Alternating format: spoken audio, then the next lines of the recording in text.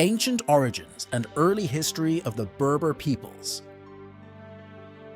The North African nations of Libya, Tunisia, Algeria, and Morocco are steeped in some of the world's most fascinating histories. These lands are home to the Berbers, a resilient tribal people who have thrived for thousands of years, shaping the destiny of ancient empires and later becoming a formidable force in the medieval Mediterranean. The Berbers, an indigenous people. The Berbers, or Amazigh as they call themselves, have a deep-rooted presence in North Africa, a region they refer to as Tamazgha. This vast area extends from western Egypt to the Atlantic Ocean and penetrates deep into the Sahara Desert. Although the terrain is largely unforgiving, the Maghreb, with its fertile Mediterranean and Atlantic coastlines, has always been densely populated by the Berbers. Despite their shared heritage, the Berbers were never a monolithic group. They were divided into various tribes, each with its own distinct dialect, culture, and social structure. The term Berber itself is an exonym derived from the Greek word barbaroi, the root of barbarian. However, the Berbers refer to themselves as Amazigh, which translates to the free people. Over millennia, Berber society adapted to thrive in North Africa's harsh environment. Many tribes were semi-nomadic, moving their flocks between oases, while others settled along the Mediterranean coast to become farmers or traders. They even became seasoned merchants, navigating the perilous trade routes of the Sahara to exchange goods with West and Central Africa. Early historical records and external influences. The ancestors of the Berbers have lived in North Africa for at least 12,000 years. However, due to the non-literate nature of most Berber tribes, much of their pre-Islamic history is known through the records of external empires. The Amazigh first appear in written history over 3,000 years ago in the records of the New Kingdom of Egypt, which interacted frequently with the Berber tribes, particularly the ancient Libyans. The Egyptians often depicted their Western neighbors as tattooed, bearded, and pale-skinned, regarding them as primitive goat herders. Despite these depictions, the Berbers played significant roles in ancient history. For instance, the Meshwesh, the largest Libyan tribe, managed to conquer parts of Egypt in 945 BC, establishing themselves as pharaohs of Egypt's 22nd and 23rd dynasties, before being ousted 200 years later. In 814 BC, the Phoenicians founded Carthage on the coast of modern Tunisia, expanding their influence over much of the Berber-dominated African coast. Some Berber tribes resisted Carthaginian rule, while others joined Carthage's mercenary army, earning renown as skilled, lightly armored mounted javelin throwers. The Greeks, who colonized Cyrenaica in the 7th century BC, also interacted with the Berbers. According to legend, the region's name is derived from Syre, a Berber lion-hunting warrioress who protected Greek colonists. The Greeks and Berbers exchanged cultural elements, influencing each other's pantheons and religious practices. Some scholars believe that iconic Greek mythological figures like Medusa and Poseidon have roots in Berber folklore. The rise and fall of Berber kingdoms. The Berbers' interactions with Mediterranean civilizations led to the formation of the first true Berber states. After the defeat of Carthage in the Punic Wars, the Romans awarded much of the North African coast to their Berber allies, leading to the establishment of the kingdoms of Numidia and Mauritania. These were the first states in the Berber homeland ruled by Berbers, as opposed to foreign powers or tribal divisions. However, the peace between Rome and the Berbers was short-lived.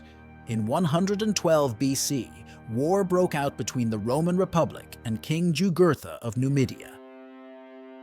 Despite his use of clever diplomacy and guerrilla tactics, Jugurtha was eventually defeated, and the Romans began their protracted conquest of the Berber coast. By 44 AD, even Mauritania, which had become a Roman client state, was fully absorbed into the Roman Empire. Under Roman rule, many Berbers integrated into Roman culture and by the 3rd century AD, converted to Christianity. One of the most famous Berber Christians was Augustine, Bishop of Hippo, whose writings laid the foundation for Western Christian thought.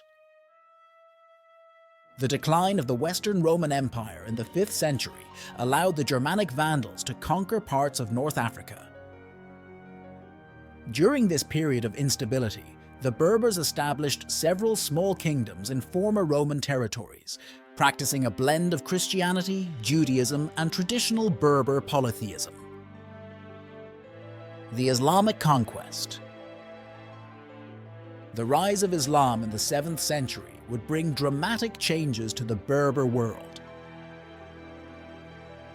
After the Prophet Muhammad's death in 632, Muslim armies swiftly expanded beyond Arabia, conquering Byzantine Egypt by 641. From there, they turned their attention westward, beginning a protracted campaign to conquer North Africa. The Berbers put up a fierce resistance against the Muslim invaders, leveraging their knowledge of desert warfare to hold their ground. One of the most legendary figures of this resistance was Queen Dahia, who defeated an Umayyad army in 698, but was later defeated and killed at the Battle of Tabarka. Her death marked the end of large-scale Berber resistance, and the region was incorporated into the Umayyad Caliphate as the province of Ifriqiya. Despite their initial resistance, the Berbers quickly adapted to the new Islamic order. They converted to Islam in large numbers, but often retained elements of their traditional culture. Amazigh warriors played a crucial role in the Muslim conquest of Spain in 711, with one of their leaders, Tariq ibn Ziyad, lending his name to the Rock of Gibraltar, originally known as Jabal Tariq, or Mountain of Tariq. The 8th century marked a transformative period in North Africa, as the trans-Saharan trade routes began to flourish, creating connections between the Islamic world and the regions of West and Central Africa. This network facilitated not only the exchange of goods, but also the spread of Islam, reaching communities as far as the Ghana Empire. However, despite the widespread conversion of the Berbers to Islam, they found themselves still marginalized within the Muslim world. Although the Quran emphasizes the equality of all Muslims, in practice, the Berbers were often treated as second-class citizens by the Arab ruling elites. During the Muslim conquest of Iberia, for example, Berber soldiers were frequently deployed in the most perilous situations, while their Arab counterparts were kept in reserve. To add insult to injury, the Berbers often received less compensation and war spoils compared to the Arabs. The situation was exacerbated by oppressive taxation policies.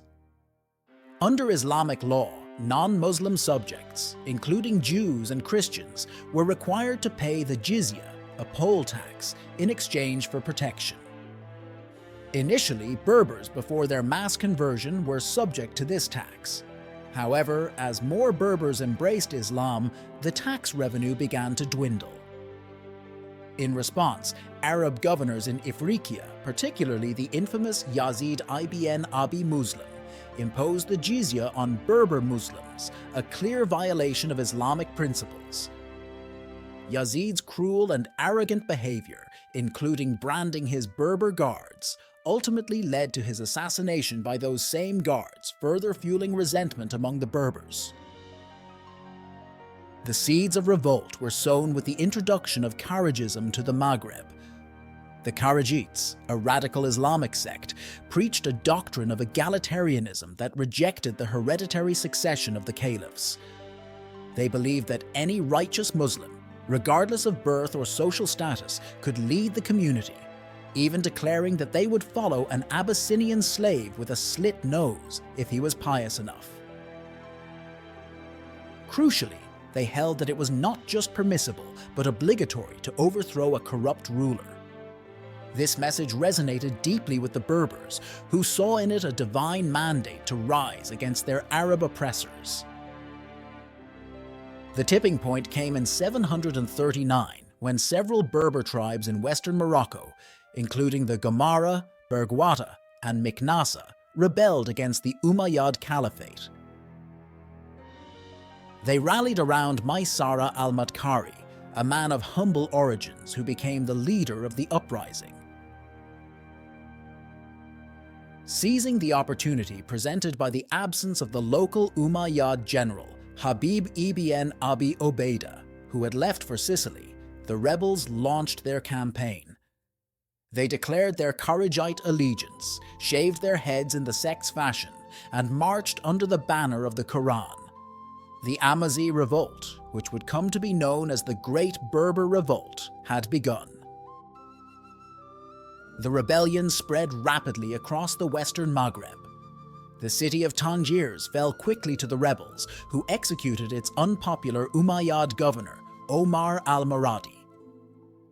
The insurgents then swept through the region, capturing towns and outposts, and growing their ranks as more tribes joined the cause.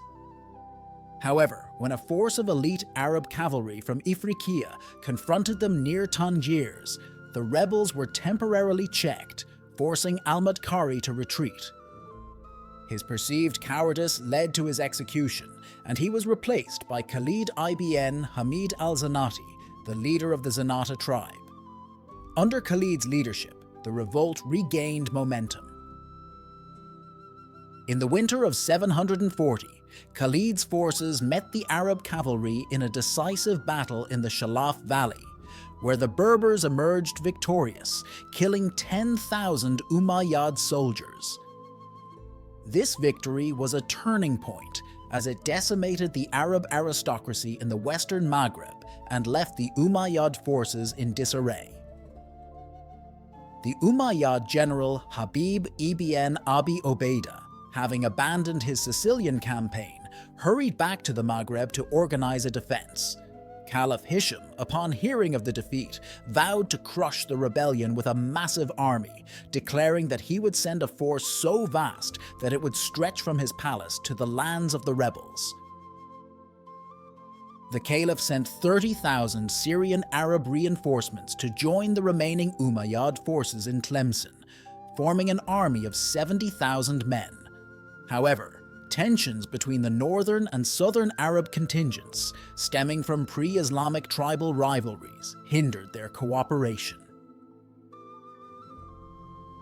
Despite these internal conflicts, the Umayyad army marched west in October 741, confronting the Berber forces near the town of Bagdoura on the Cebu River. By this time, the Berber army had swelled in size, with some estimates suggesting over 200,000 fighters, although many were poorly armed civilians. The experienced Ifriqiyan Arabs, wary of the Berbers' combat prowess, advised against engaging in open battle, but the overconfident Syrian forces ignored this advice. The result was a disaster for the Umayyads.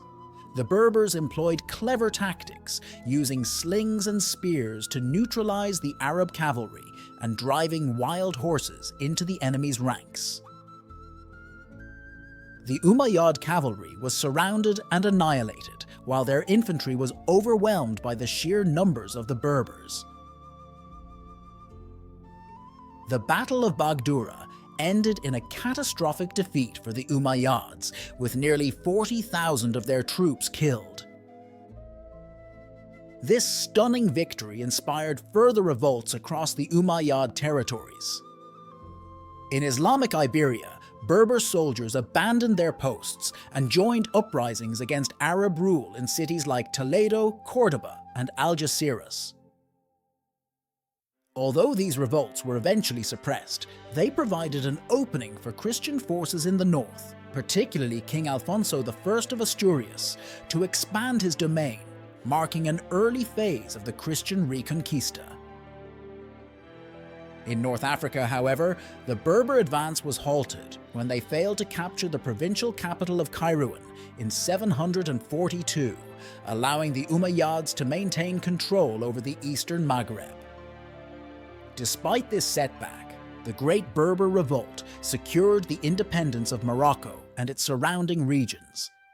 This marked the first significant territorial loss for the Caliphate and the emergence of an independent Islamic state beyond the authority of the Caliph. The Berbers had reclaimed control over their own destiny, establishing a mosaic of indigenous emirates across the former Umayyad territories. This was only the beginning of the Berbers' resurgence. In the centuries to come, they would unite under their own interpretations of Islam, giving rise to powerful dynasties such as the Zirids, Almoravids, and Almohads, who would leave an indelible mark on the history of North Africa and beyond.